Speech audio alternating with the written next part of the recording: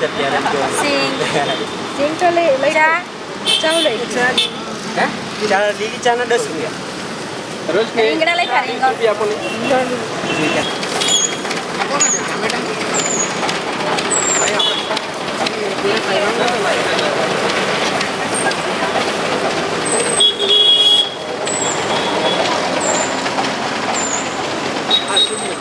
સારા જોઈને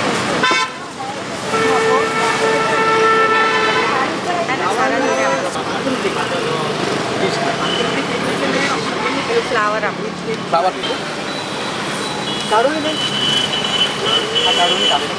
તમે પેલા ભાઈને હું આપ્યો જોવાનું શું કરવાનું? જામુ 50 ના કિલો 500 ગ્રામ આપું.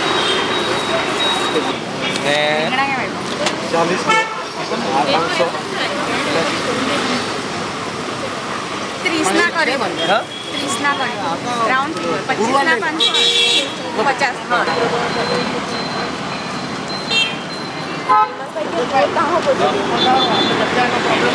નાખા હા આ પૈસા પૈસા હા આ પૈસા મારું કેટલું ટોટલ હા બેન તમારા 40 ના 1 કિલો છે ને આપણે 1 કિલો ટામેટા. મારું નામ દેવેન વસી છે. મારું રહેવાનું કસનજી બાગ તિથલ રોડ વલસાડ ખાતે છે.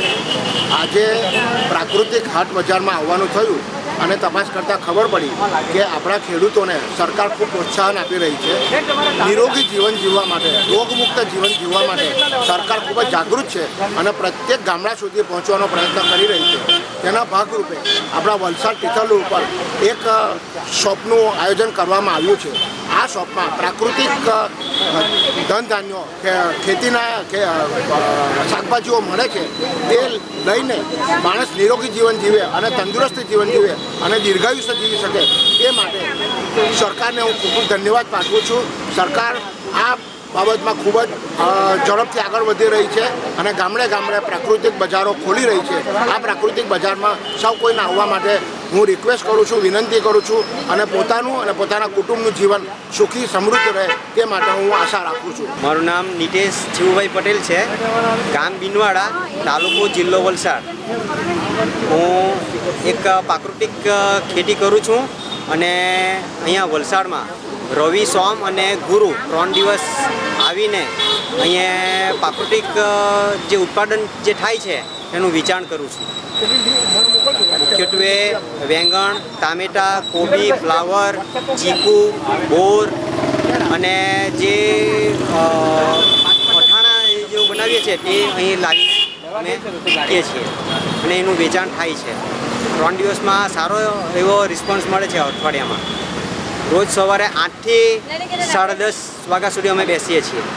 આજના પ્રોજેક્ટ ગુજરાત રાજ્ય દ્વારા જે અમને જે આ સવલત ઊભી કરી આપી જે છે તો એ સવલતથી અમારા રોજિંદા જીવનમાં જે બહાર અમે જે વેચાતું નહીં હતું તે વસ્તુ અહીંયા સારી રીતના અમે વેચી શકીએ છીએ અને ઘણા એવા ગ્રાહકો આવે છે અને જેમને પોતાના શરીરની જાળવણી કરવી છે તો તે લોકો આવીને લઈ જાય છે અને સારું એવું અહીંયા વેચાણ થાય છે. વલસાડ જિલ્લાનું કાયમી ધોરણે અહીંયા વેચાણ કેન્દ્ર અહીંયા રાખવામાં આવ્યું છે.